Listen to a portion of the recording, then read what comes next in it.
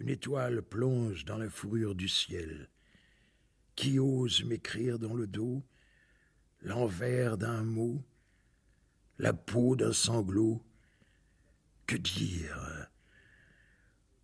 Vos applaudissements sont enregistrés par la mort télévisée. The Big Cosmic Pancake. Hier, sur la plage, un grand cri, suivi d'une flamme noire, annonça que la nuit ne se soumettrait pas au néon. Néon décapitant l'épi de l'ombre, les traces du temps crèvent sur l'écran. Un hurlement de ciel.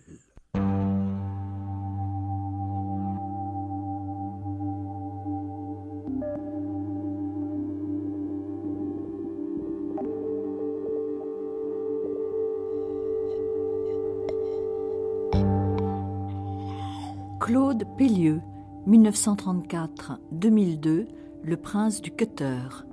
Une vie, une œuvre, Françoise Estèbe, Annie Douel.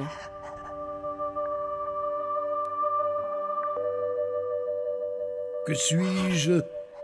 Branleur, glandeur, bon à l'appe, un je ne sais quoi, loustique, métèque, mégarasta, marteau, crouille, enfin quelque chose comme ça. Pire sûrement. Homme de plume? Outrecuidé question, plutôt une déchirure. Le prince du cutter.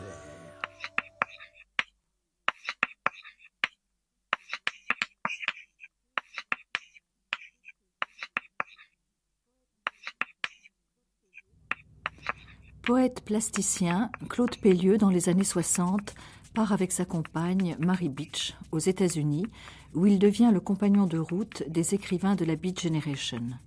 Il est l'ami de Cassady, Ginsberg, Burroughs, qu'il fait connaître en France grâce à ses traductions. Son œuvre, fragmentée, éclatée, multiforme, est un collage, comme sa vie, dira-t-il. Il juxtapose mots, images, avec son cutter découpe, lacère, détruit, arrache, construisant son œuvre sur la négation d'un monde qu'il abhorre. Pellieux veut révolutionner la langue, être à la poésie ce que Céline est au roman, vitesse et fulgurance. Dans ses cut-up à l'arraché, ses poèmes tracts assassins, ses textes cocaïne ou ses haïkus illuminés, Claude Pellieux écrit comme il vit, dans l'extrême, de la transe à l'extase. Sa vie durant, il ne cessera d'expérimenter, exposant également son corps à tous les dangers et toutes les dérives. Il finira comme Rimbaud, amputé d'une jambe, allant jusqu'à la destruction, dans une tentative rageuse et désespérée de dynamiter le monde pour le réenchanter.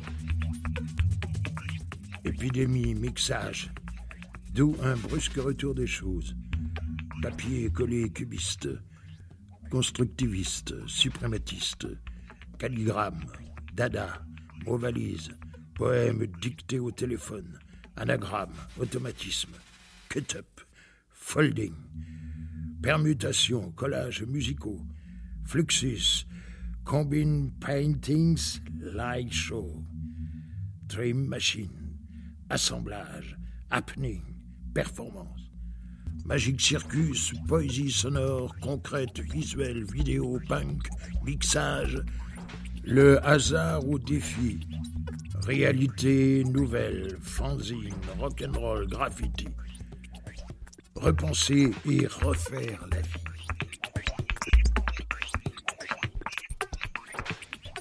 Pierre Courteau. Comme ça, je veux dire, ça vole de tous les côtés, que les images explosent un petit peu de ça et de là, que l'on retrouve souvent les mêmes mots ou parfois les mêmes expressions. On est toujours en pays connu. Il écrit beaucoup par l'image. Bon, c'est vrai qu'il y a ici une forme de procédé. Il ne peut pas faire autrement dans la mesure où il expulse des flashs de violence. Donc il est obligé, ce sont comme des rafales de mitraillettes. Enfin, le cut-up, c'est un petit peu ça. Même les collages. Dans les collages de Claude, on voit beaucoup d'armes, on voit des revolvers, on voit des pistolets, on voit des bombes. Toute cette violence est là. Tout explose. Mais tout l'intérêt, c'est de capter cette explosion et de de devenir soi-même explosif. Et c'est certainement ce que voulait Claude, à certains moments de sa vie. Mais qu'est-ce qu'il veut dynamiter ? Comme la Beat Generation, il veut dynamiter la société de son époque. C'est-à-dire qu'il voudrait, malgré tout, que la société soit plus humaine, et il voudrait, bien sûr, reconstruire cette société en retrouvant la vie, c'est-à-dire la vie et la vie saine. Il voudrait que les hommes ne soient pas heurtés, ne soient pas inféodés au capital, aux marchandises, à une société trop matérialiste.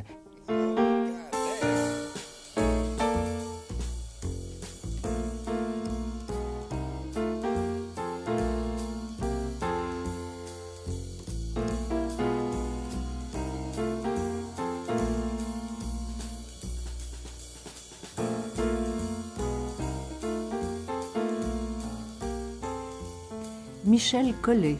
Comme de nombreux artistes du XXe siècle, on peut le considérer à l'égal de Marcel Brouters, Robert Filiou, comme un poète produisant une œuvre plastique.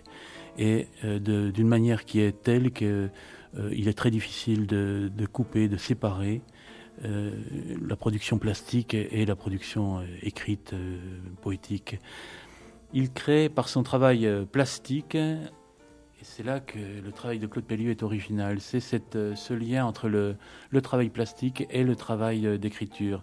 Et au travail plastique, c'est avant tout un travail de découpage, le cut du cutter, la lacération, le décollage. Je pense à Vostell, il était influencé par les décollages de Vostell, l'arrachage de Viglet ou de Raymond Hins.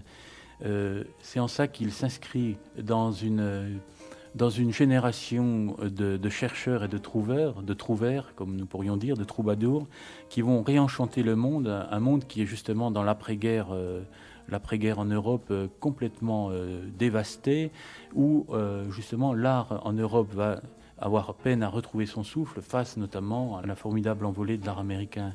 Et Claude Pellieu, en allant justement au plus près de l'Amérique, allant rencontrer les poètes et les plasticiens aux États-Unis, les artistes américains, va justement réinventer quelque chose du côté de la langue française pour l'écriture et du côté du collage dans sa tradition, la tradition de Raoul Haussmann et de Hannah Höch.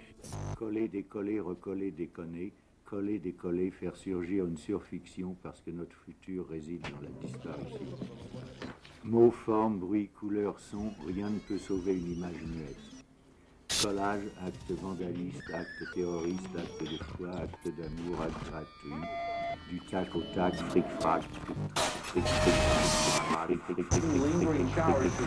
alors là, c'était un peu comme une jam session.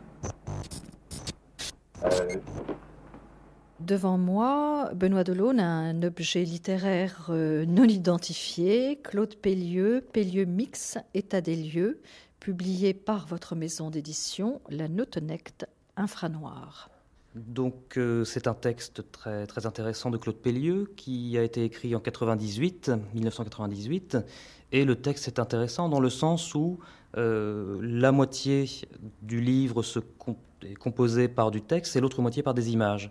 L'image ou les différentes citations qui sont collées dans le texte, des citations qui viennent de journaux les plus divers, sont totalement entremêlées, et on peut dire que c'est un travail extrêmement intéressant puisque apparemment, d'après ce que moi me disait Claude Pellieu très régulièrement, la plupart de ses livres, de ses manuscrits en tout cas des années 70, apparaissaient sous cette forme. Ce qui veut dire qu'il n'y a pas de hiérarchisation entre l'image et le texte, que finalement l'image c'est écrire d'une certaine manière, écrire avec des images, faire du collage, récupérer des bouts de texte par-ci par-là. Donc il y a cette espèce de maelstrom d'images poétiques qui surgit justement de cette collision entre le texte, l'image, dans ces manuscrits qui sont très très surprenants.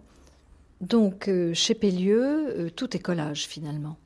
Oui, lui-même disait de toute façon « ma vie est un collage ». Il y a cette idée que le texte, l'image participent d'un même effort de mettre sa vie en image et d'essayer de faire de la poésie par tous les moyens possibles, et surtout d'essayer d'échapper au texte écrit. Je crois qu'il faut bien se resituer à une certaine époque, un certain contexte. Lorsque Claude Pellieu commence à écrire, D'un côté, le surréalisme est bien installé dans la fin des années 40, et de l'autre côté, on peut voir apparaître par exemple le lettrisme, qui lui aussi faisait un travail très fort sur, par exemple, le détournement, ce qu'on a pu voir avec Guy Debord et Wollmann chez les situationnistes. D'ailleurs, Pellieu a très bien connu les lettristes et les situationnistes. Donc je crois que ça participe de cet effort de l'époque de sortir le texte de la page. Il n'est pas surprenant non plus qu'à cette époque-là soient apparues les premières tentatives de poésie sonore avec Bernard Heidsieck ou Henri Chopin. D'ailleurs, Claude Pellieu lui-même a pratiqué des enregistrements sur bande magnétique qui ont été édités par la suite par Henri Chopin dans sa revue qui s'appelait « Ou », 5e saison. Donc il me semble que là, nous sommes face à un auteur qui s'inscrit bien dans une époque, mais qui ensuite va essayer le plus possible de sortir de tous les lieux convenus, de tous les territoires de la poésie, pour essayer de faire surgir de l'image à tout prix et de faire surgir de la vitesse. Je crois que ça, c'est très important chez Pellieu, cette notion de vitesse. Il faut aller le plus vite possible. Et finalement, comme nous sommes dans une société de spectacle, et je sais que Claude Pellieu aimait beaucoup ce livre de Guy Debord, il faut essayer peut-être de marchandiser l'art et de fournir une sorte de marchandise qui part dans tous les sens, avec de l'image, du texte, de la bande magnétique si possible. Et en tout cas, essayer de mettre en marche une sorte de machine poétique qui va s'inscrire totalement dans son époque et qui va essayer de révolutionner tout ce qui peut s'écrire, et la façon d'écrire, et la façon de penser, de vivre. Puisqu'après tout, ce que disait bien Pellieu, la poésie, c'est la vie. La poésie, la vie, c'est la même chose. Il faut vivre les choses, il faut rendre compte de ce qu'on a vécu. La poésie, elle est là, tout simplement.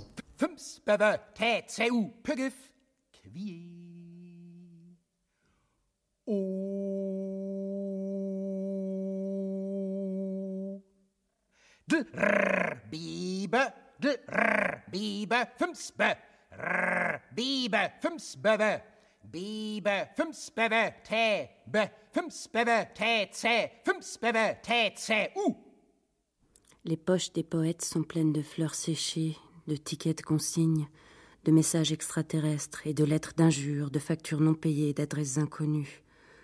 Aube brisée par les armes diaboliques, lente agonie dans un ciel d'os, déchirant le voile de la nuit.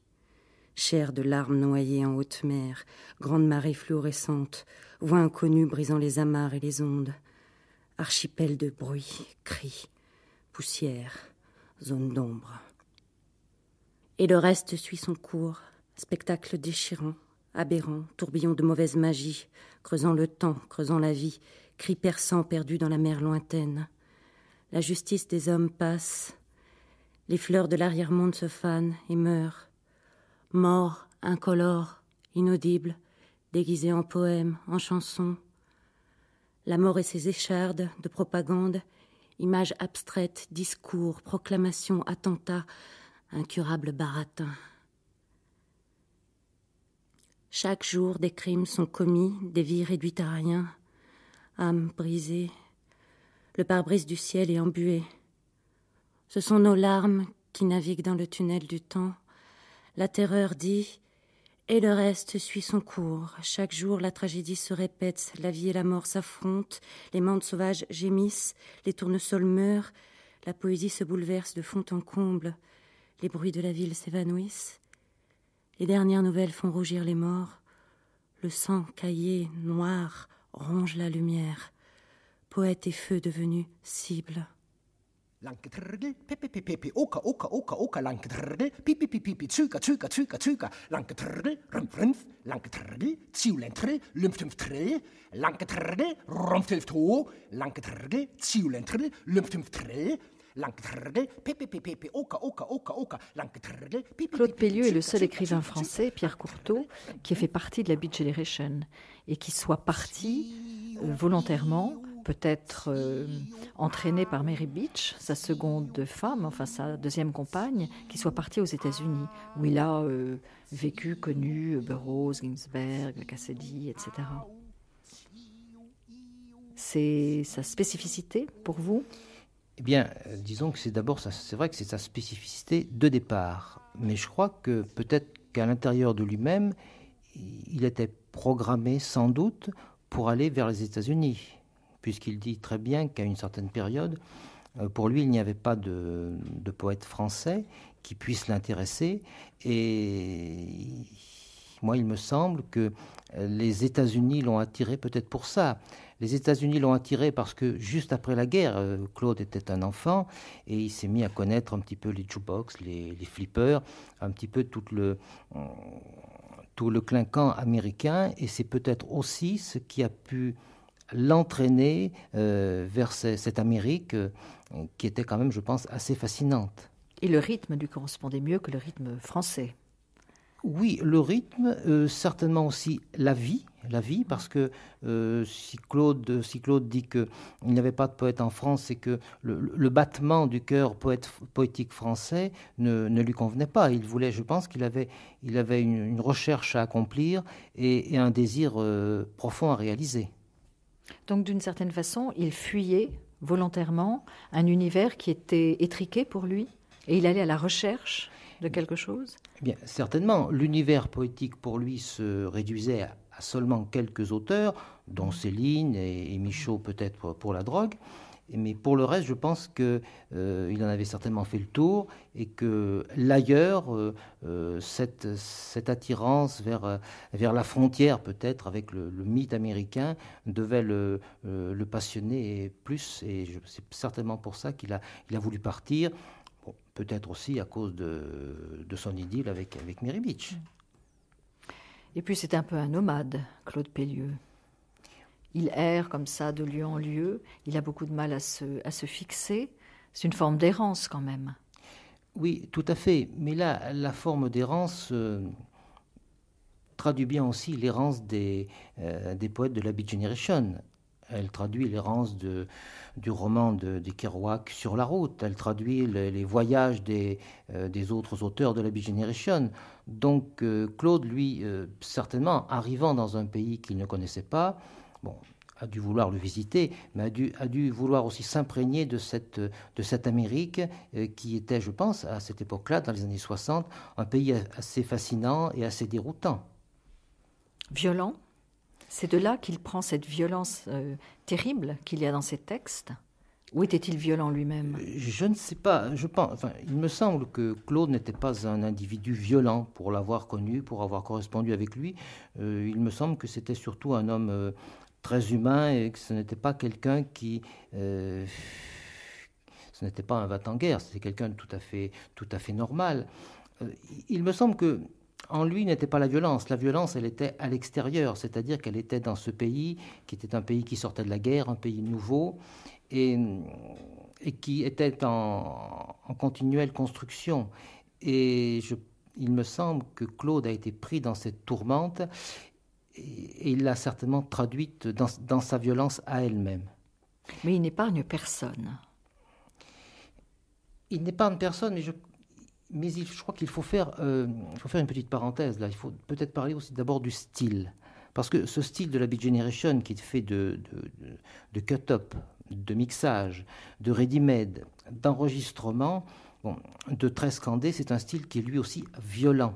C'est-à-dire que la réponse à l'extérieur, c'est-à-dire à la société qui englobe un petit peu tous les Américains et peut-être tous les personnages de cette époque-là, est violente. Donc la réponse, elle aussi, est cinglante et violente dans le projet et dans le style.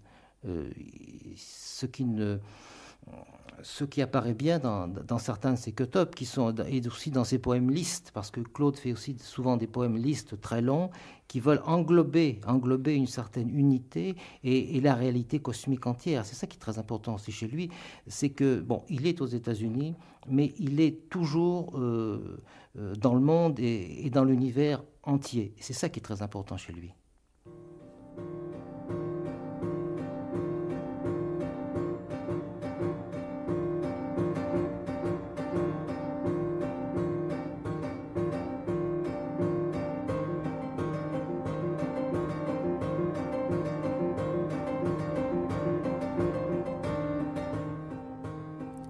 Benoît Delaune. La langue de Pellieu, c'est un escadron de B-52 qui nous déferle à la figure. C'est l'escadron de B-52 déferlant sur l'Europe. Avec Pellieu, c'est la guerre.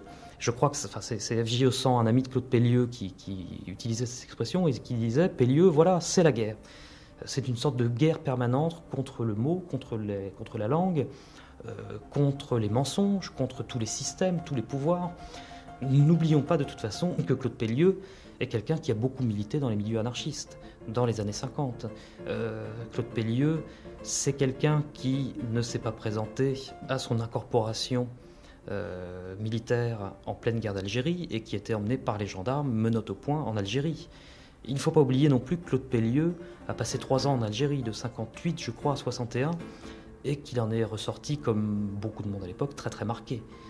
Il faut imaginer ce jeune type très très grand, très très beau, qui arrive en Algérie, qui découvre toutes ces horreurs-là, alors que lui-même est plutôt anarchisant, pacifiste, répugne à toute idée de violence, et puis se prendre l'Algérie dans la figure. Et je crois que ça a fondé aussi une partie du parcours de Claude Pellieu, puisqu'après l'Algérie, il est parti pendant 1 an sur les routes en Europe. Il a erré en Europe pendant 1 an, ne sachant pas où se fixer. Et puis en 63, il a rencontré sa femme, Mary Beach, sa deuxième femme, qui est originaire d'Amérique, et tous les deux ils sont partis à l'aventure. Et il fallait essayer d'oublier l'Europe, essayer d'oublier tout ce qui avait pu se passer. Et je sais que Claude Pellieu de temps en temps me parlait de l'Algérie et me disait, comme beaucoup de personnes sans doute de cette époque, me disaient « Ah, l'Algérie, j'y ai vécu des choses absolument abominables, je te raconterai un jour ». Bon, malheureusement, Claude n'a pas pu me raconter ce qui s'y est passé puisqu'il nous a quittés il y a quelque temps. Mais en tout cas, on sentait que l'Algérie, l'horreur humaine qu'il avait pu voir en Algérie, a fondé vraiment cette haine dans son écriture, cette haine de tout discours établi. Je crois que c'est fondateur dans la poésie de Pellieu. C'est un fait purement biographique, mais qui est très très important. D'où cette écriture de l'exaspération, de la vocifération, ce hurlement constant qu'est l'écriture de Pellieu. Alors, réinventer sa vie de collage en collage, la tyrannie du visible, que faire autour de ce bruit, de cette fureur, de ce silence, de cette régression? Les scientifiques sont optimistes. Les autres expédient les affaires courantes. On globalise, on surfe sur du mou, on se conchit dans le pire mélo. La merde a des opinions et monte à cheval, caressant les plus beaux courants d'air. Variétés, trouvailles, déchets insolites, pages froissées, appels de murmures enregistrés, boulevards des rêves brisés, pleurant sur la raison. Un jet de piste de Cap Canaveral, zigzagant, rataplant. Boum boum, couilles enduites de moutarde bavaroise, l'épicerie surréaliste, la drouille à la mode, raclure de bidet, fanfare sclérosée, cantine, gamelle, gazinière, HLM, fantasme ménopausé, hallucination arrachée au réel, feuilles d'ombre battues en neige, voyance nulle, l'idée fixe d'une étoile bleuissante au milieu des roues solaires, cloutée d'émeraude, de béryl, de lapis lazuli, l'infini où se forchent les désirs, vieille chanson prisonnière des gouttes d'eau, rix durant la récré, crapuleux imposteur éraillant les voix de nos cœurs, rose de fer perdue dans une forêt de lumière.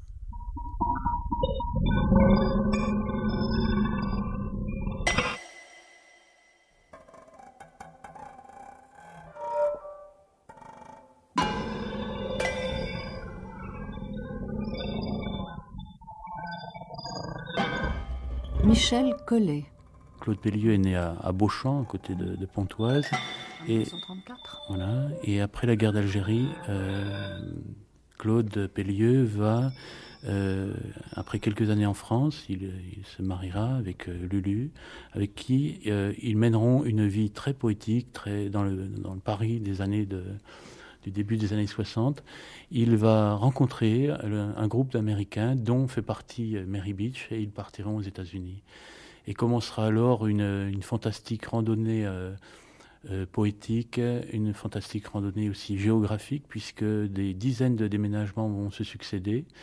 Et Claude Pellieu sera au centre de la galaxie Beat Generation, dont la plupart des protagonistes sont plus âgés que Claude. Mais il sera le traducteur, le passeur de ces poètes en direction de la France, de la langue française. Donc il traduira Burroughs, Ginsberg, Kaufmann. Burroughs, Ginsberg, Kaufmann. Et puis, ce travail se fera dans un dialogue avec Mary Beach. Ils feront des traductions tous deux fantastiques du cut-up. Ils sauront trouver, c'est Yves Le Pellec qui est spécialiste de cette écriture de la Beat Generation, qui mentionnait comment Pellieu et Mary Beach avaient trouvé le ton juste et la réinterprétation, l'écriture du cut-up qui est pratiquement intraduisible si on voulait rester très proche du texte. Il y a un formidable travail d'inventivité sur la langue. Et on pourrait penser que cet exil aux États-Unis, dans la langue américaine, a permis à Claude Pellieu, justement, de réinventer une autre langue française. Mais alors, c'est Pellieu qui a fait connaître en France la Beat Generation. C'est lui qui a fait connaître le cut-up, la technique du cut-up. Pour l'essentiel, Pellieu est le traducteur de Burroughs au départ et donc de ses auteurs de Kaufmann et de Ginsberg. Je pense que Pellieu a fait ce travail d'édition qui était fondamental.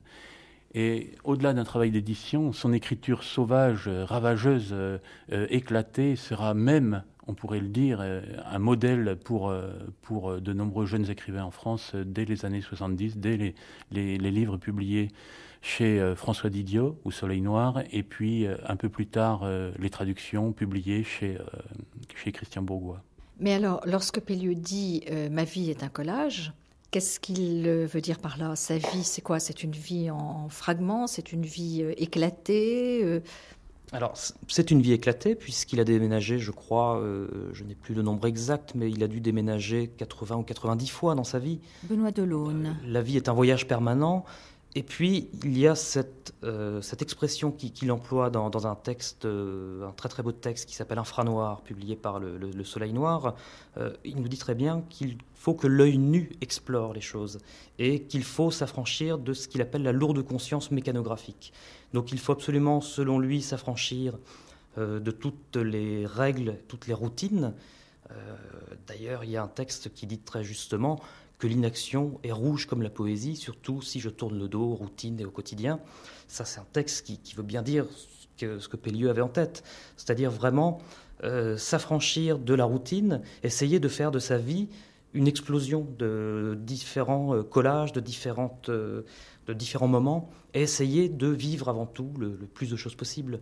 C'est pour ça qu'il a voyagé à peu près partout dans le monde, et qu'il a essayé à chaque fois de s'installer dans les endroits où il se passait des choses. Et ça, c'était très important, je crois, pour Claude Pellieu, le fait d'aller là où il se passe vraiment des choses.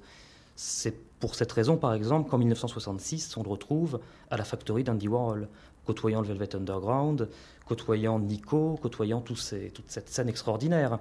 On le retrouve au Chelsea Hotel avec Mary Beach. Donc c'est vraiment intéressant. Il faut être là où il y a... où se passent les choses. Et en même temps, il y a cette idée d'inaction, c'est-à-dire, ce que je citais tout à l'heure, l'inaction est rouge comme la poésie.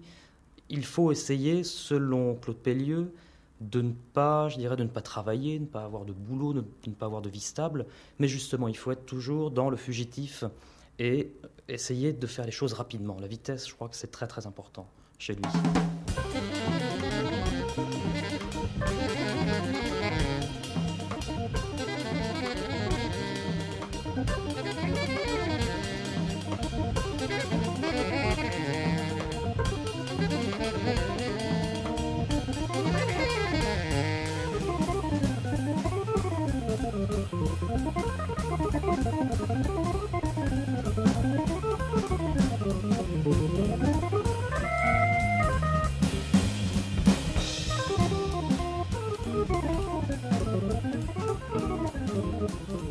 Mary Beach est la compagne de Pellieu pendant 40 ans, jusqu'à ses derniers jours, jusqu'en 2002.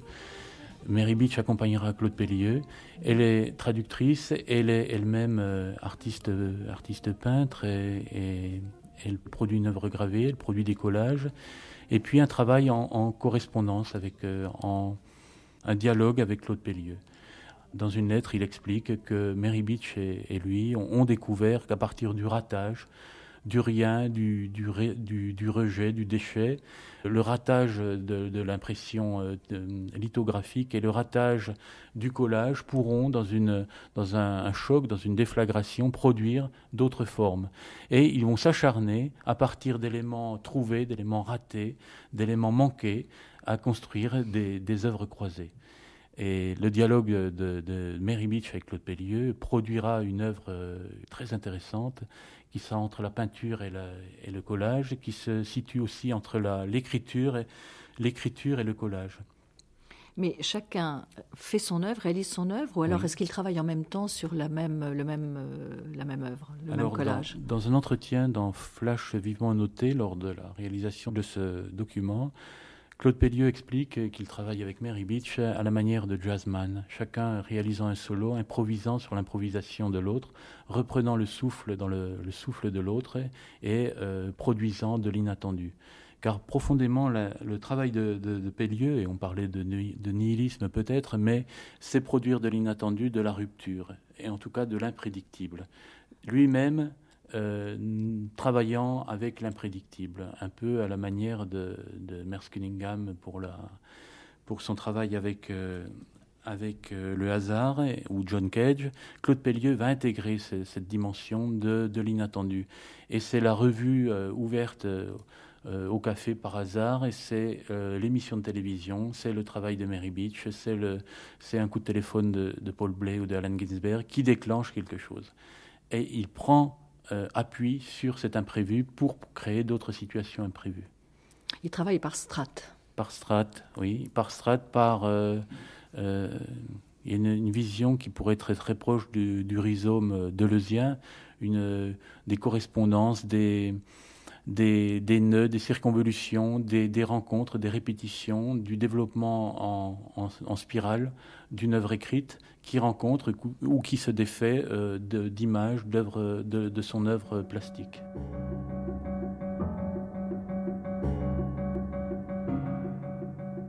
L'après-midi se vide, abîme de poésie et de vitesse, un regard au ciel, triste, immense, inaltérable, soleil couchant bestial, magnifique contre l'écran de la mer.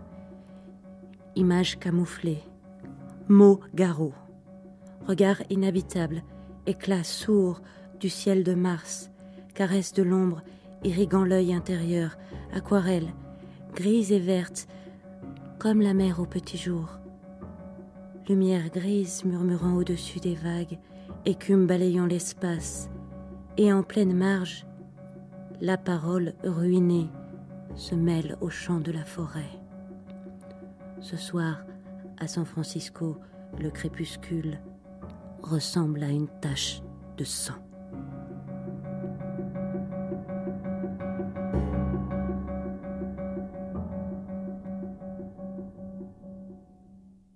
Mary Beach, c'est une grande dame pour qui j'ai, moi personnellement, énormément d'admiration. Mary Beach, c'est un personnage également très intéressant, puisque Mary Beach est d'origine américaine, c'est quelqu'un qui est très soigné, qui parle très bien, qui n'aimait pas trop lorsque Claude Pellieu disait des gros mots, disait-elle. Et puis en même temps, lorsqu'on la voit à 85 ans avec une jupe de cuir, un blouson de cuir, des bijoux un peu fantaisie, lorsqu'on la voit avec cette espèce de look de punkette de banlieue, c'est ce que Claude Pellieu disait de Mary Beach, c'est une punkette de banlieue, c'est très surprenant. Et je crois que Mary Beach a fait beaucoup pour Claude Pellieu.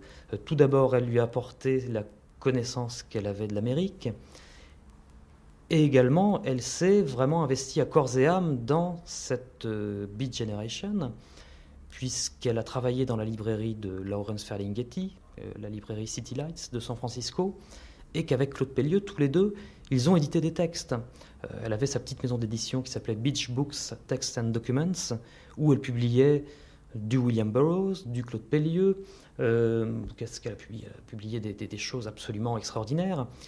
Tous les deux, ils publiaient des revues également extraordinaires, des revues underground complètement folles. Donc je crois qu'elle a une importance, une grande importance dans la vie de Pellieu. Elle a toujours été très très proche de lui. Et on pourrait dire que c'est un couple qui marchait à deux. Je sais que très souvent, lorsque des amis et moi nous parlons de Claude Pellieu et Mary Beach, nous parlons de Claude et Mary Beach Pellieu.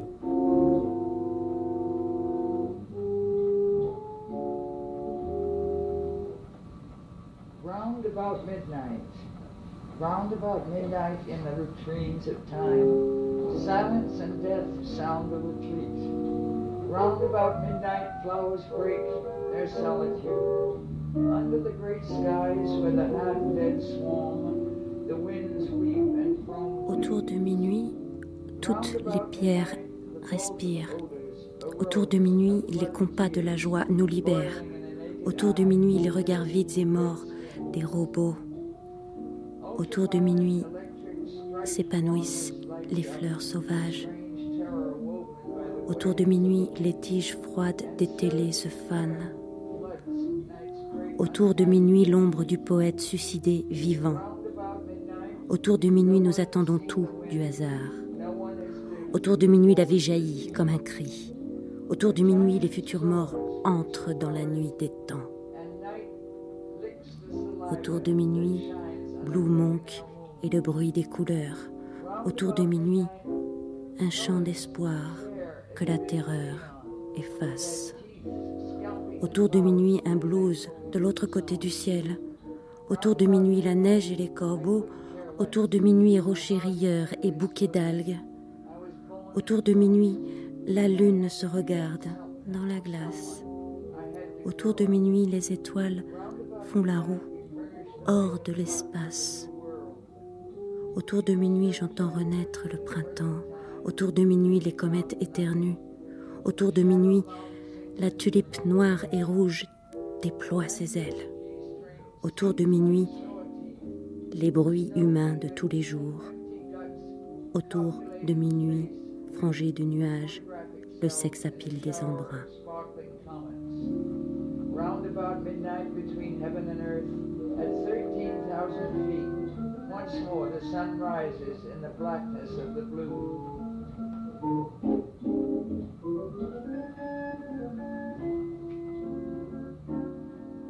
Dans certains de ses poèmes, il y a un mécanisme d'écriture qui est la répétition. Alors on est presque dans une sorte de transe en fait. Oui, alors là, vous voulez parler de ces poèmes listes. En fait, c'est vrai que c'est une répétition. Nous avons la répétition du même mot au départ, comme mantra souvent, ou de la même expression, l'oubli, l'éveillé, le vide. Alors ça, je pense que ce sont des poèmes qui sont... Pierre Courtauld. Qui, me semble-t-il, rappellent certains longs textes de Whitman, parce qu'il faut bien penser que Whitman est le fondateur poétique des États-Unis et de la démocratie américaine, et que les poètes de la Beat Generation ont lu Whitman et en ont pris exemple.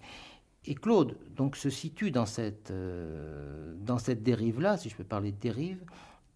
Et pour lui, la totalité, s'il veut l'appréhender tout à fait, il faut qu'il la déroule dans ce système d'écriture qui est un système répétitif, un système de ressassement qui va pratiquement jusqu'à l'épuisement de l'auteur. Et cela tient peut-être à sa façon d'écrire, c'est-à-dire avec un paquet de cigarettes à gauche, une bouteille de vodka à droite et une machine à écrire électrique au milieu. Et là, il tape ses poèmes, certainement il ne les écrit pas à la main, il les tape dans la répétition de sa machine à écrire. C'est ça qui est très important. Je crois que la mécanique est aussi très importante dans ce cas-là. Bien sûr, le rapport de la machine, c'est-à-dire le rapport technique de la frappe est déjà un rapport, je veux dire, humain très sensible et sensitif avec la machine. Alors, il y a ce rapport-là. Il y a aussi le système cut-up. Ce système cut-up qui fait que on écrit, on va jusqu'au bout de son écriture on casse, on coupe, on monte. C'est-à-dire qu'il y a une urgence d'écriture ici, et c'est ce qui fait que la parole poétique, la parole du poème ne s'étouffe pas, qu'elle grossit, qu'elle s'élargit. Toujours, elle va en fait en explosant. Enfoiré, branleur, pipeur, gros con, traitement de texte, rien à branler. Tu me vois, salope, souris en main, dressant mes puces, le pif collé sur l'écran, cybernaze, branlant une disquette.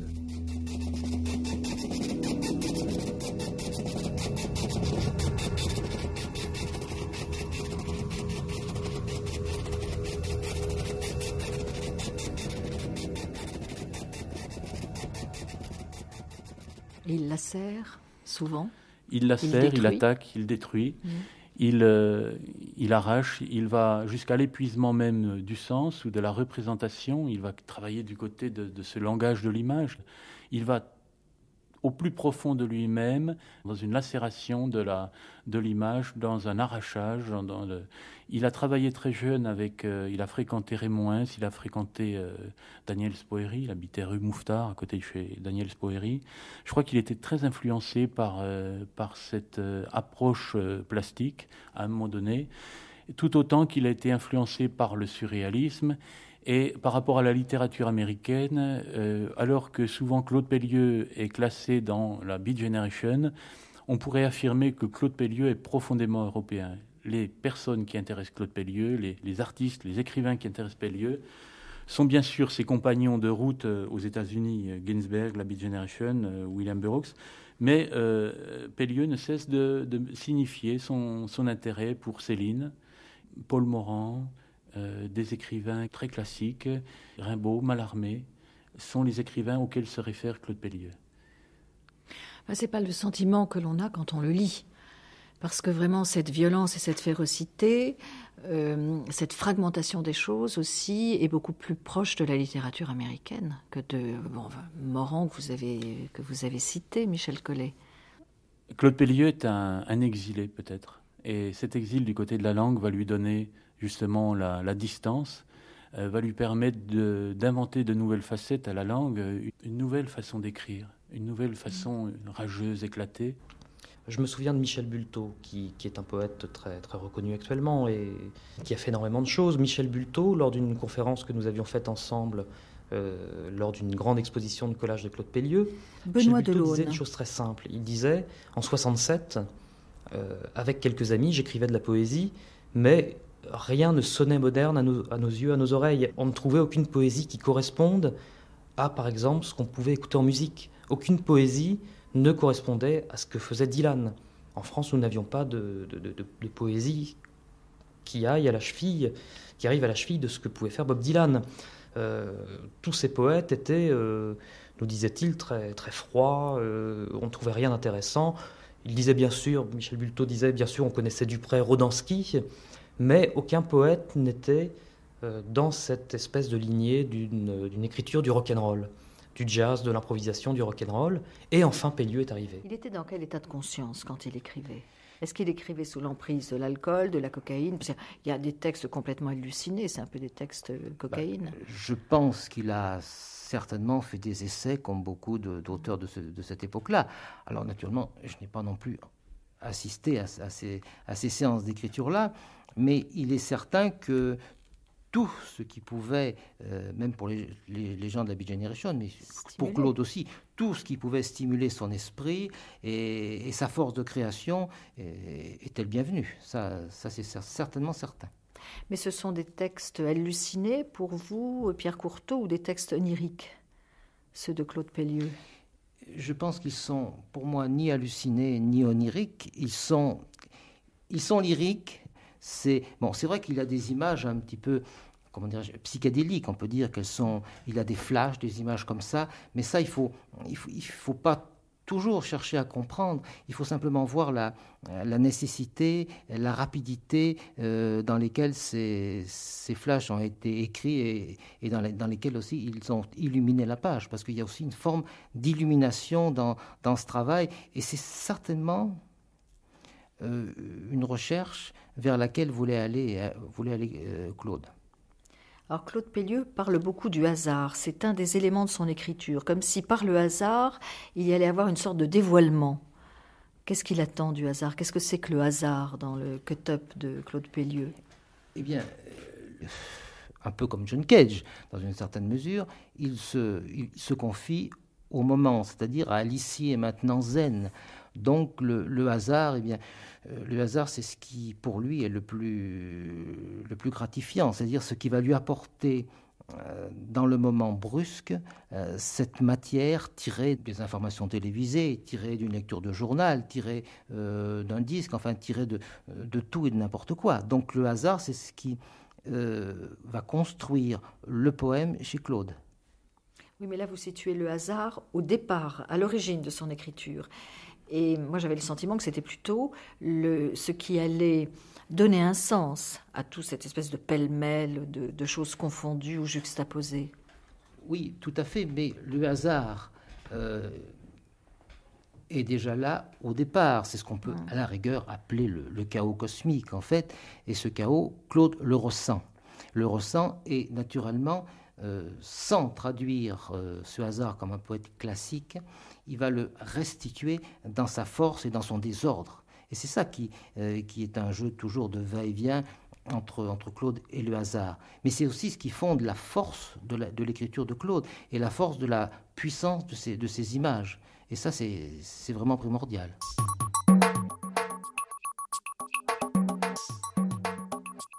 L'oubli, l'éveil, le vide, coma technologique. L'oubli, l'éveil, le vide, ébloui, sans feu ni lieu.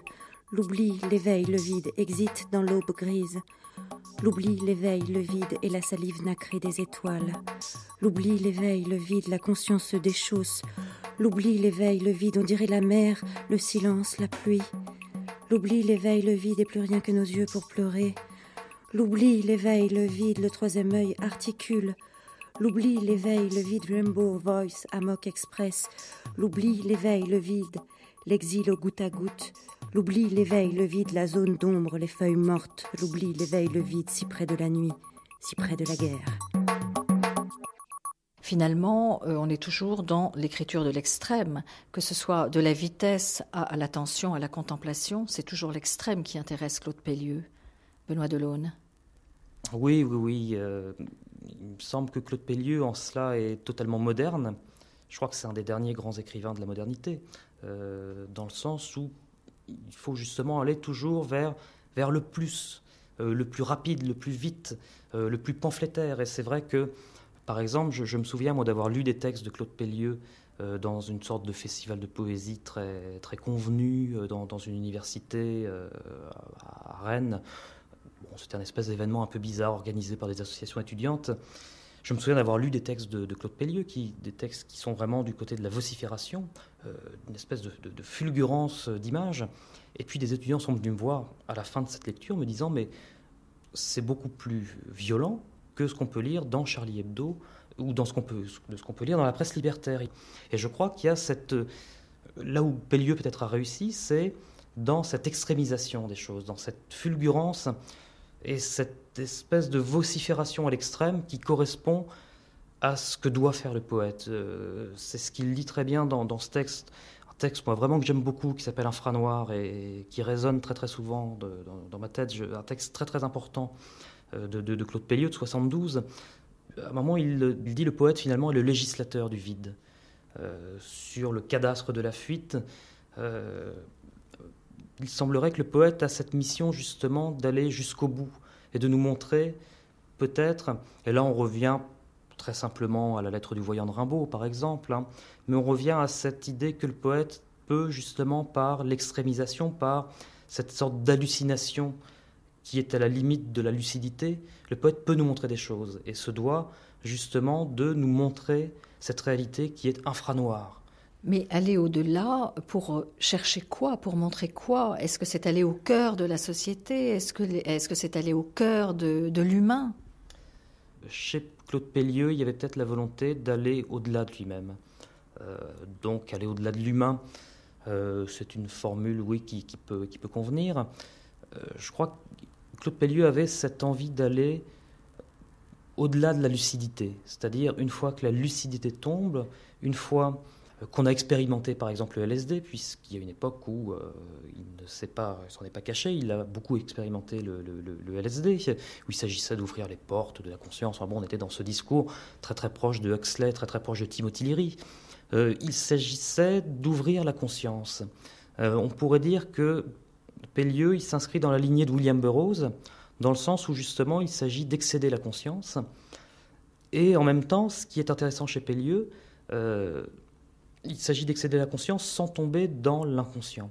Dans ces textes, par exemple, il s'agissait de ne jamais tomber dans l'écriture automatique. À aucun moment, les textes de Pellieu ne sont de l'écriture automatique.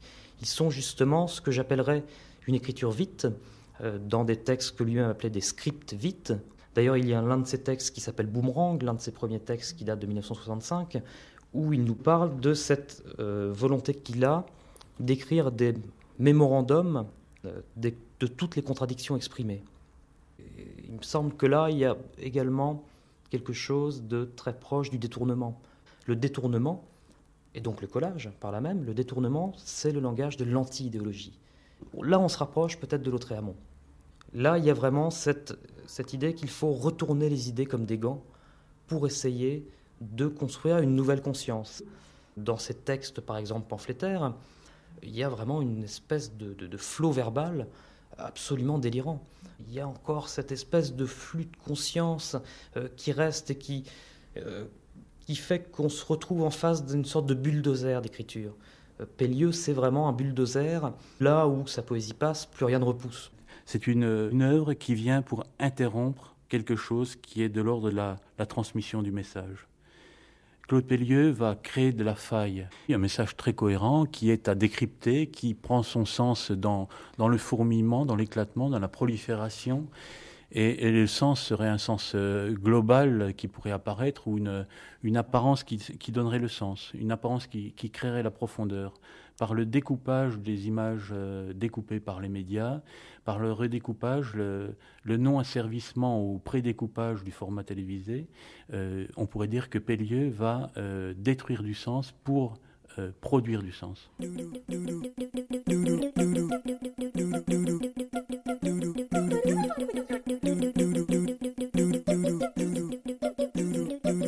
Télésoir. Mesdames, messieurs, voici le président des États-Unis d'Amérique.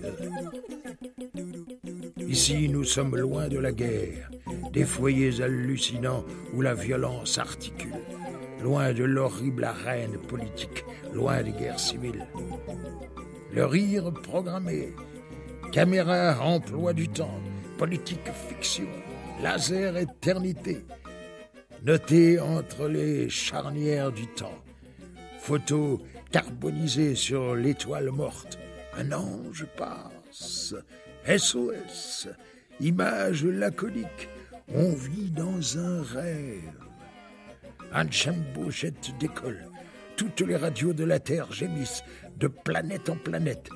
Au sommet de la colline, sur l'autoroute de la nuit, l'immense charognnerie. Hot et cool, contre-appel de la Bariocchino. Le vrai théâtre de la cruauté, c'est New York City. Tous les messages sont transmis, sexuels, politiques, publicitaires. La violence est un territoire autonome. Il n'y a pas de bonne ou mauvaise magie. Tout ça peut vous conduire au silence.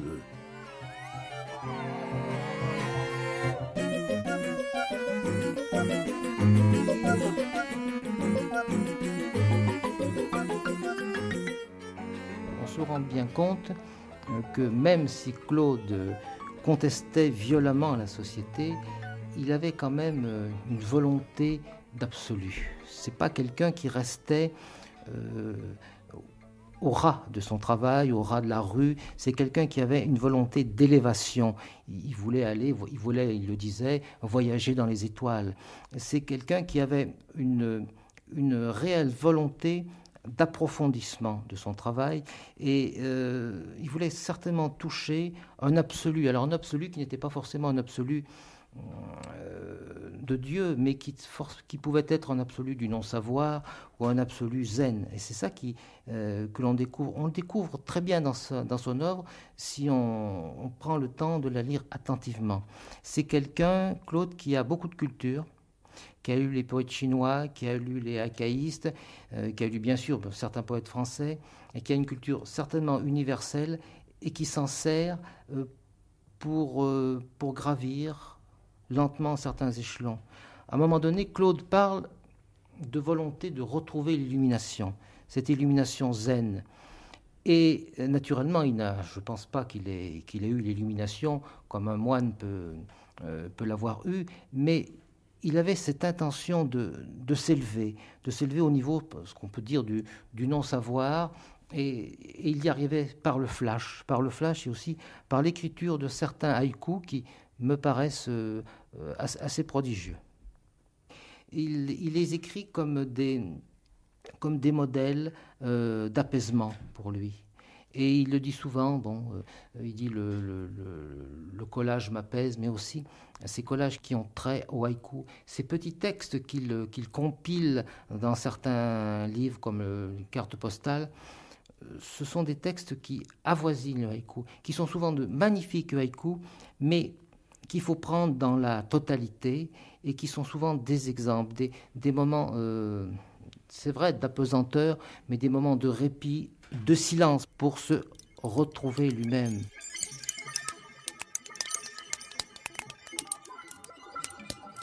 Le chant des crapauds dans l'herbe humide, l'alouette à l'aube chante sur la montagne du ciel.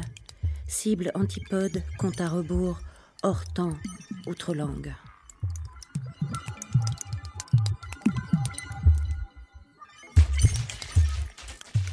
C'était un homme charmant, certainement très doux, très vivant, très convivial et je veux dire adorable avec ses amis.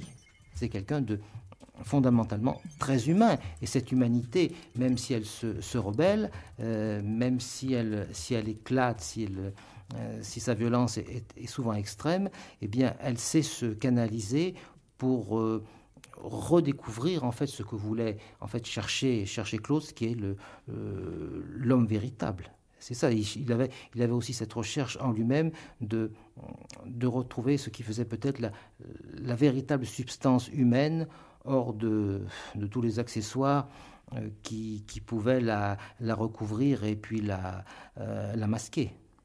Puis je pense qu'il n'aurait pas pu, même physiquement, rester à un certain niveau d'intensité comme ça, de sauvagerie et de nervosité extrême. Il en aurait crevé, enfin il aurait atteint le point de non-retour. Il est sûr que la vodka, les cigarettes pouvaient l'aider à tenir le coup et le choc du poème, parce que c'est vrai que ce sont souvent des poèmes chocs.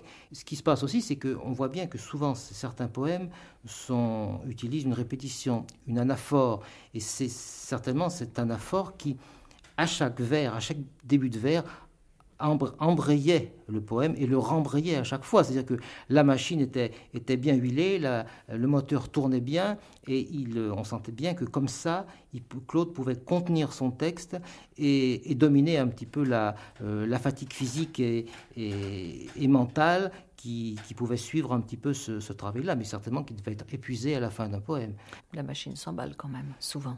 La machine s'emballe naturellement, mais c'est pour le plaisir du lecteur souvent. C'est ça qui est fantastique, parce que chez Claude, il y a très peu, il y a quelques temps morts, quelques temps de douceur, mais l'emballement est toujours très, très magnifique, et souvent il est assez français dans certaines ellipses. C'est ça qui est très intéressant aussi, c'est-à-dire que le poème part dans tous les sens souvent, mais il a une chute. Il a une chute qui est à la fois une ellipse et une montée. Et c'est ça qui est assez extraordinaire chez lui. C'est-à-dire que c'est quand même un poème qui, malgré sa violence, malgré son chaos, qui reste un poème, et un poème qui se conclut souvent. Claude Pellieu va s'opposer à tout ce qui est de l'ordre des tabous et du bien-pensant, du politiquement correct, dérangeant même ses propres amis par des sorties, des réactions qui sont parfois extrêmement violentes ou affirmées. Oui, il ne devait pas déranger Burroughs en tous les cas. Oui, l'amitié avec Burroughs va probablement au-delà de ce qui serait une scène poétique où les choses données à voir sont toujours du côté de l'excès.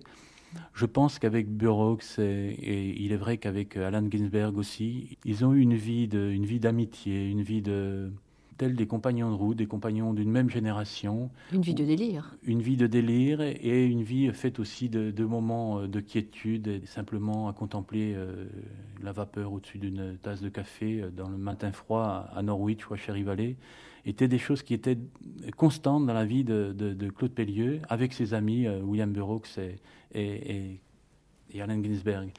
J'ai le souvenir d'avoir pu voir une photographie représentant William Burroughs, montrant William Burroughs avec Claude Pellieu après un repas, comme nous les connaissons en Europe, un bon repas.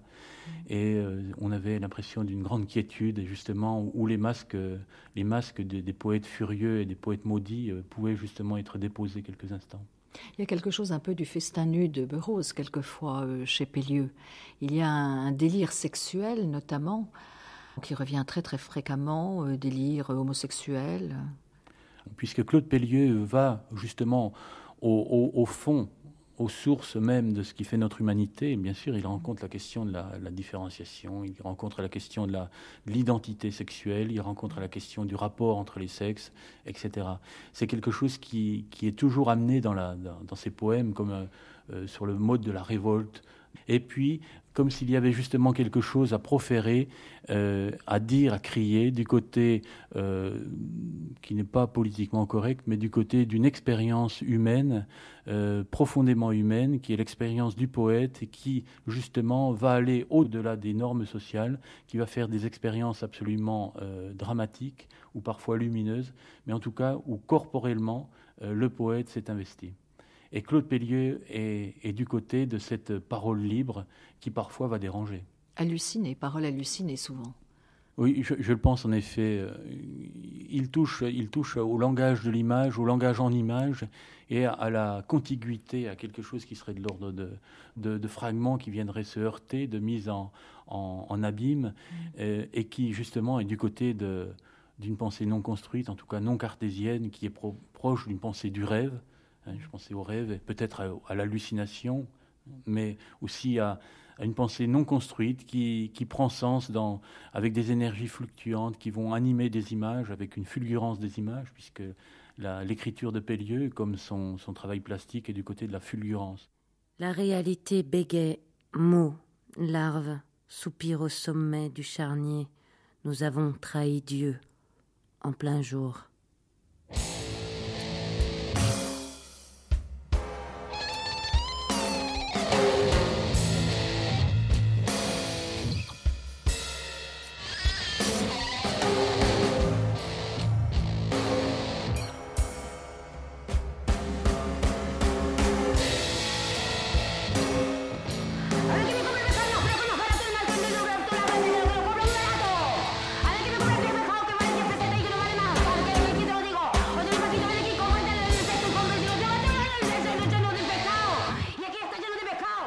Il faut s'imaginer Claude Pellieu, je pense à l'époque, moi j'ai cette image-là, je ne sais pas si elle est totalement vraie, mais Claude Pellieu bourré d'amphétamine, qui prend sa machine à écrire, qui détruit sa machine à écrire au bout de quelques jours, et qui écrit le plus rapidement possible. Je crois que c'est quelque chose de complètement fou, et c'est vrai qu'on reçoit vraiment ce texte, c'est vraiment ce que, là je reprendrai un terme des futuristes russes, c'est vraiment une gifle au goût public. On se retrouve face à un texte qui nous envoie des milliers d'uppercuts à la figure. Quelquefois un peu glauque. Quelquefois un peu glauque, oui, c'est vrai, mais ça fait partie de cette idée d'aller dans l'infranoir, de voir ce qu'il y a sous la noirceur. Claude Pellieu m'a envoyé un texte qui s'appelle Boomerang 30 années après, et qui, je crois, est un des textes les plus violents, les plus imprécateurs, les plus vociférateurs qu'il ait écrit. Et il m'écrivait, à l'époque il m'a écrit en me disant « J'ai fait un texte, j'ai été pris d'un accès de fureur, j'ai écrit un texte, tu me diras ce que tu en penses, c'est peut-être un petit peu osé, un petit peu outré, j'ai écrit un texte, je crois que ça va faire mal. » J'ai un ami qui me disait, Claude Pellieu, on pourrait dire qu'il s'écrit dessus. Comme on dirait, il se chie dessus, pour reprendre cette expression vulgaire. Mais je crois que c'est assez juste. Claude Pellieu, c'est un flot de vomissures quelque part, hein, qui peut paraître très extrême, et peut-être très outré, mais derrière cette outrance, il me semble qu'il se passe quelque chose qui, à mon avis, est aussi fort que ce qui a pu se passer, par exemple, lorsque les surréalistes ont découvert Rimbaud ou Lautréamont. Où sommes-nous? Vibrations de ciel et d'enfer, 1000 spectres, comédiens, artistes à la con, lèche-cul, cabotins, maniaco-dépressifs, taoïstes suicidaires, judéo-bouddhistes, soufis crapuleux, hitléro-islamistes, chrétiens intégristes, coprophages, obsédés sexuels, crachotant dans l'air froid leur espace d'éternité. Il faut les voir sous les cieux écorchés. Il faut les entendre au café de la gare. Leurs mots mal faits encombrent les rêves de la nuit. Ils ont peur de voir le jour à travers un nuage, tout au fond d'un roulis de lumière. Il s'en passe des choses. Que se passe-t-il de l'autre côté de l'Atlantique? Quelqu'un dit « Dieu nous a rêvés, Satan nous aide à vivre. Démerdez-vous avec ça. Entre chien et loup, rangez les monts. On cloune même les merdes. » Une autre voix, « L'amour, c'est putain triste. » Vrai, on en parle. Trop, mal, pas assez. Enfin, moi, ce que je sais, c'est que rien n'est recommençable. Si mon adolescence est interminable, c'est parce que je suis passé ici et là sans rien trouver. Alors, pourquoi suis-je allé si loin pour chialer sur le pas de porte du drugstore du ciel et parler aux étoiles? Busted flat in Baton Rouge, waiting for a train, and us feeling near as faded as my jeans. Bobby thumbed a diesel down just before it rained and rode us all the way to New Orleans. I pulled my harpoon out of my dirty red bandana. I was playing soft while Bobby sang the blues. Windshield wipers slapping time, I was holding Bobby's hand in mine. We sang every song that Javi knew. Pierre Courtauld. Il a déjà restructuré, réorganisé la société en travaillant le langage, parce qu'en fait, si on veut que les choses changent, si l'on veut que l'homme soit meilleur, si on veut que la société soit plus humaine, il faut s'attaquer à ce qu'elle a de plus fondamental, c'est-à-dire c'est le langage. Et si l'on ne travaille pas le langage, si on ne restitue pas le langage, si on ne redonne pas à l'homme son véritable langage, cet homme-là reste toujours exploité et dominé. C'est par le langage, en fait, que les véritables révolutions pourraient ou pourront se faire. On l'a bien vu, souvent, en littérature, avec l'exemple de Joyce et aussi de Gertrude Stein. Mais vous pensez qu'il croyait à la révolution? On a le sentiment qu'il croyait en rien, Claude Pellieu, finalement. Oui, c'est vrai que Claude, son travail poétique, c'était certainement un très gros travail de défoulement. Il était peut-être en analyse perpétuelle, certainement. Hein. Il avait peut-être quelque chose à expulser en lui-même. Bon, il est vrai que ce n'est pas une poignée de poètes qui, aux États-Unis, à cette époque-là, pouvaient changer la tendance qui commençait à se dessiner, surtout après la Deuxième Guerre mondiale, cette tendance hyper-capitaliste et hyper-matérialiste. En fait, c'est vrai que la vie n'a pas changé, elle a peut-être même empiré, mais ce qui est une grande réussite dans ce mouvement-là, dans le mouvement Beat, eh bien, c'est le projet, en fait, parce que le projet a abouti à fonder une réunion de poètes qui ont quand même bouleversé l'horizon poétique, je veux dire, mondial de cette fin du XXe siècle. Et ça, quand même, c'est fondamental.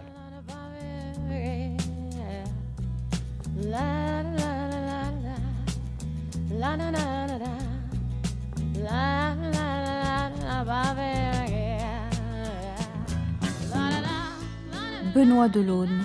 Claude Pellieu avait, me semble-t-il, une volonté didactique dans ses textes. Et ce qui le désolait le plus, c'est le fait que lorsqu'il envoyait des textes à un éditeur, ça pouvait mettre 1 an ou 2 à être publié. Et Claude Pellieu me disait toujours, lorsque j'écris un texte, il faut absolument qu'il soit publié dans les 3 semaines. Sinon, il n'a plus aucun intérêt, il n'a plus d'actualité. L'éternité, je m'en fiche. L'éternité, c'est l'éternulité, disait-il. Moi, j'écris pour l'instant présent, pour le moment. Je n'essaye pas de faire une œuvre. J'écris pour l'instant présent et j'essaye de dire des choses et de prévenir tout le monde, de prévenir les gens, de dire ce que j'ai à dire. Donc c'est vrai que Claude Pellieu était ravi justement de pouvoir, par le biais de ma maison d'édition qui utilisait un support très, très simple, la photocopie, pouvoir sortir les textes rapidement. Et ça, c'est quelque chose qui est central chez Claude Pellieu. Il faut sortir les textes rapidement, ne pas attendre. Les choses doivent être faites à l'instant où elles doivent se faire. Les textes doivent être édités presque à l'instant où ils sont écrits. Ça, c'est quelque chose de central dans l'écriture de Pellieu. C'est vrai qu'on retrouve cette culture de l'immédiateté chez Claude Pellieu. D'ailleurs, la plupart de ses textes des années 60 apparaissaient sous le titre « Ici, vite, maintenant ». Et quelquefois, d'ailleurs, il ne veut même pas signer ses collages. Il s'efface complètement, finalement, d'une certaine façon. Oui, et cet effacement va très bien avec et quelque chose d'incarné dans la vie de Claude Pellieu, qui toujours va avoir une certaine distance avec la scène, avec la société du spectacle, avec la représentation. Il reste en retrait. C'est quelqu'un d'extrêmement discret, dans une grande fragilité, comme ça. Lorsqu'on lit Claude Pellieu, ce qui ressort de toutes ces imprécations, de toute cette rage, de cette violence, de cette férocité incroyable, c'est quand même une immense souffrance. Une immense souffrance qui trouve son origine peut-être dans l'enfance, dans une histoire personnelle. Mais on sait quelque chose de son enfance ? Oui, Claude Pellieu est né dans une famille bourgeoise. Il a une excellente éducation. Il m'a écrit une fois, moi, mon enfance, était des fricassés de micelle.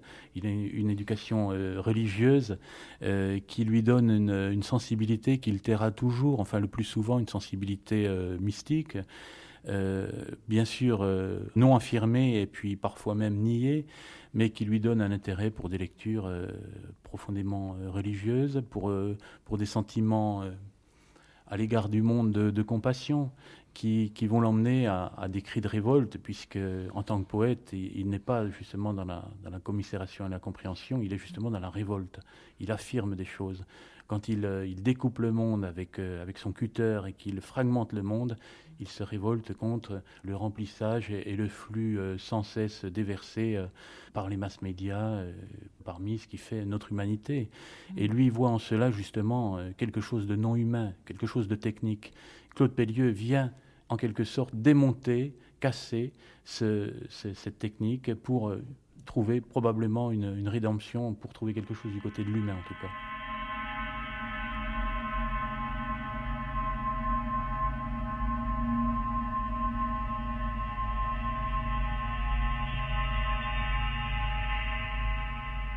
Lys blanc, corniche criblée de jacinthe, pleine lune, bruit lointain des cigales, frissons sous les branches des pins bleus argentés, pénombre, bruit feutré tombant du haut des séquoias, noyant les échos froids du passé.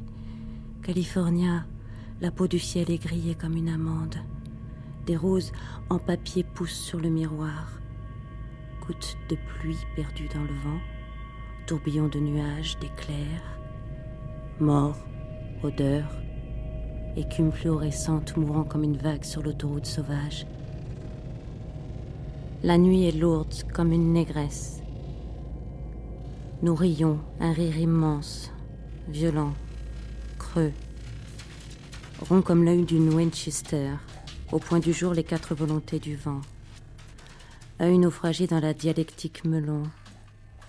Le vécu sans ordre ni désordre côtoie le possible et l'impossible. Telle ex-émotion, zone tracée dans le crâne jukebox. Geste évanoui avec les cartes postales, mots incurables suçant le bois de l'homme. Le monde est vide, ou presque, cité d'une nuit hors du paysage, hurlant avec les dernières ondes de choc, des pierres dans l'eau, lumière chromée. Il y a encore du sang dans l'air.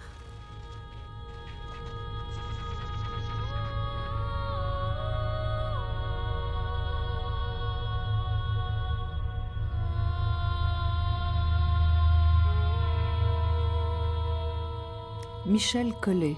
Claude Pellieu et Mary Beach ont cette attitude de distance et d'élégance au milieu du chaos, amènent de l'ordre dans le chaos de par leur manière de vivre, qui est extrêmement donc polissée, enfin très très retenue, et cette juxtaposition pour Claude Pellieu va de pair avec des déflagrations, des virées qui sont absolument terribles du côté de l'alcool, de l'écriture, de la création, et pour cela n'hésite pas à s'exposer physiquement à tous les dangers de ces explorations soumis à un régime extrêmement dur, de manque de sommeil, l'alcool, le tabac, parfois dans sa jeunesse aussi la drogue.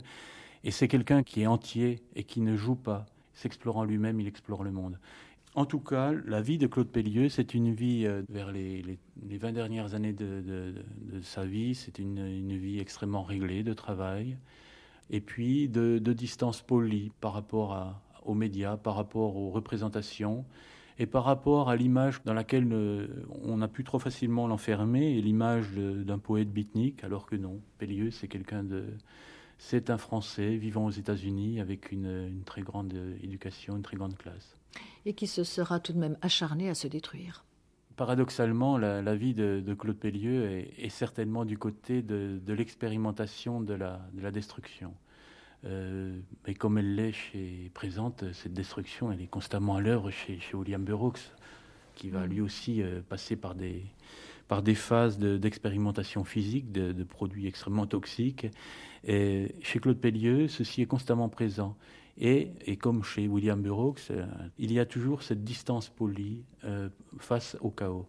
Et en aucun cas, on ne pourrait comprendre Claude Pellieu si on imaginait Claude Pellieu comme le poète beatnik se laissant porter, habitant dans une caravane. Non, Claude Pellieu habitera à Londres dans les années 60, 70. Il habite dans un manoir avec Mary Beach et ils reçoivent toute l'intelligentsia et toute la faune du rock et de la poésie américaine qui arrive à Londres vont dans le manoir de Claude et Mary Beach. C'est encore une forme de provocation, finalement. Voilà. C'est d'être en décalage tout le temps, partout, avec tout le monde. En décalage permanent. Ouais. En décalage par rapport à lui-même, en décalage par rapport à l'image dans laquelle on pourrait l'enfermer. Demain, ça sera pire. Le temps d'hiver est venu. Où sont les fleurs de lune de notre jeunesse? La peau d'un nuage frappe à la fenêtre. Qui se souvient des senteurs de jasmin, des fleurs d'acacia, des glycines, du seringa, et des interminables dérives?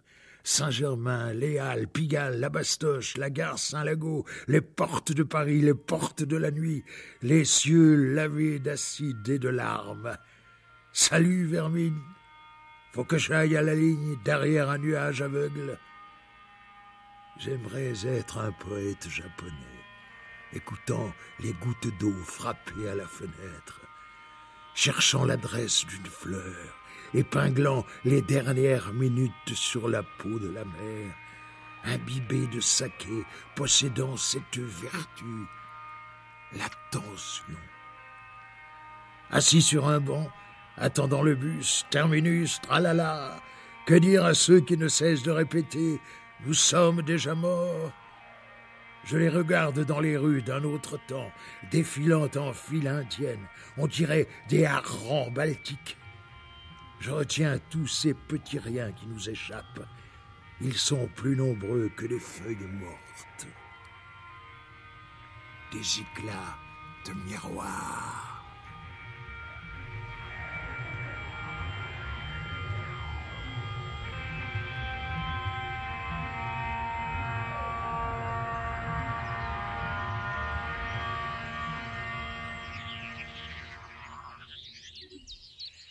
Moi, je garde vraiment un souvenir extraordinaire de Claude Pellieu. Je garde le souvenir de quelqu'un d'extrêmement gentil. Ce qui est surprenant lorsqu'on lit sa poésie, qui peut être justement faite d'une vocifération totale. Un homme d'une gentillesse extraordinaire. Quelqu'un de très très drôle, extrêmement drôle, avec un humour très très fort. Et moi, je me souviens vraiment de toutes ces conversations téléphoniques qu'on a pu avoir. On se téléphonait à peu près, je dirais, je lui téléphonais à peu près une fois par mois, et on restait une demi-heure, 1 heure au téléphone.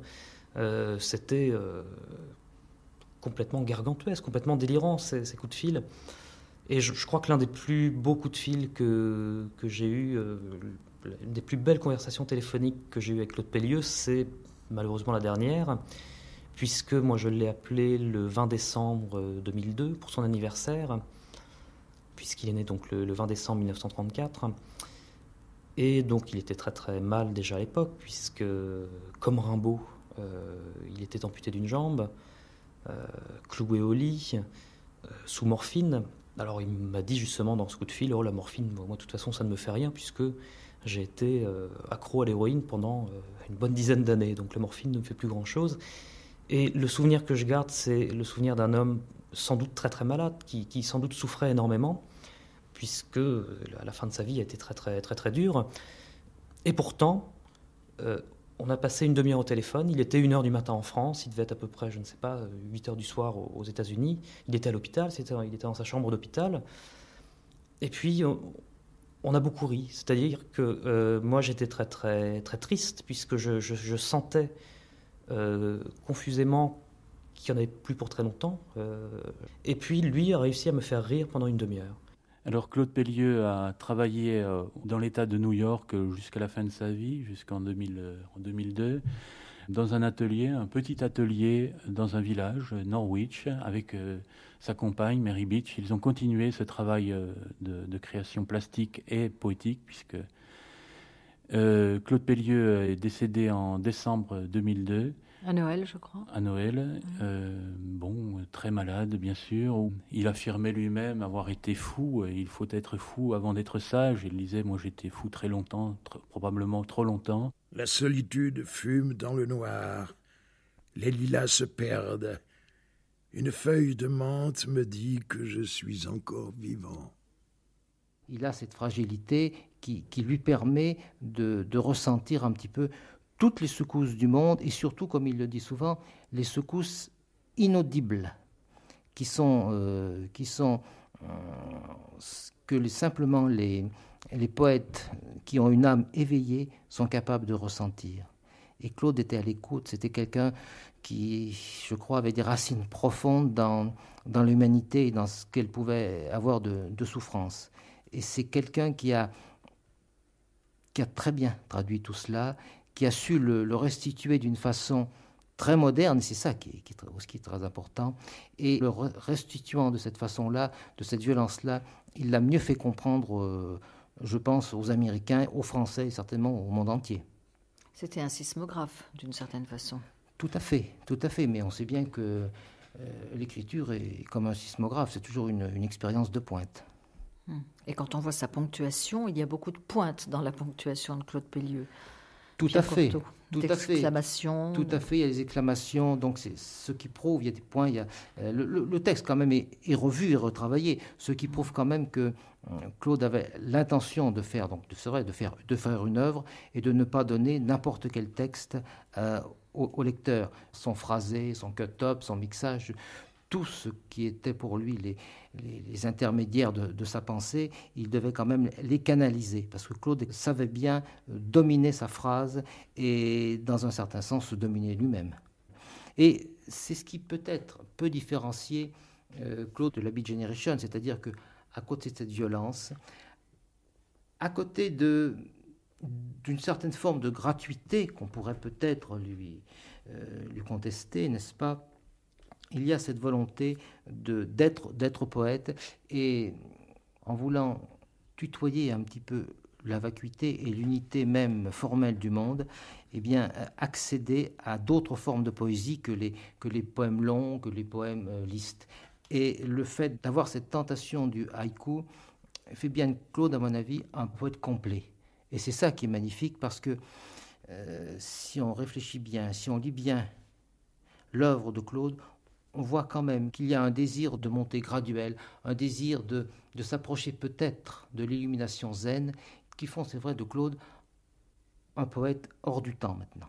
Regardez passer les grands nuages blancs, retrouver son corps, balise mortelle.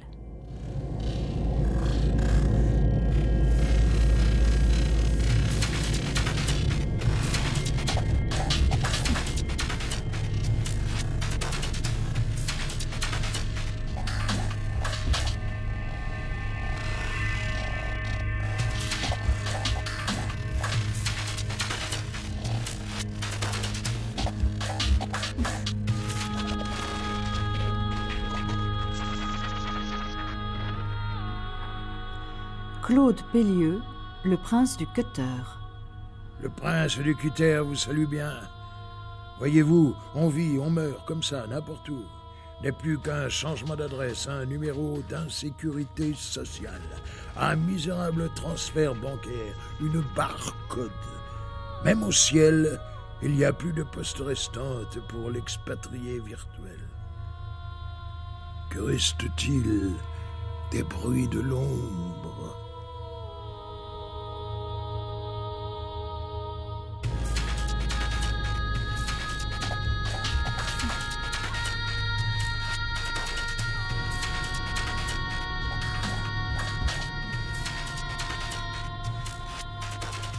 Avec Michel Collet, poète, cofondateur des éditions de La Montagne Froide, Pierre Courtauld, poète, fondateur des éditions de La Main Courante, Benoît Delaune, fondateur des éditions de La Notenecte, et les voix de Mary Beach et Claude Pellieu. Extrait d'un documentaire vidéo de Michel Collet, texte lu par Maurice Barrier et Garance Clavel.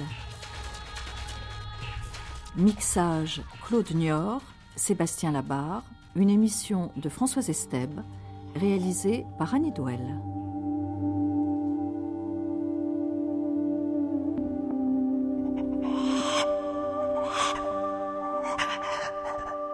La poésie s'accorde au tumulte des océans. Des clics froids et morts rongeant la poussière. D'open death magouillant ville. Les feuilles des érables rougissent dans l'est, embaument l'aube. La rosée monte au ciel. Il fait jour. Le pare-brise blanc du ciel explose. L'azur de marbre veille sur les roses de cendre. La neige enveloppe les nuits calmes. Ombre chaude, jasmin bleu. En écrivant la poésie, nous avons fait un trou dans le silence.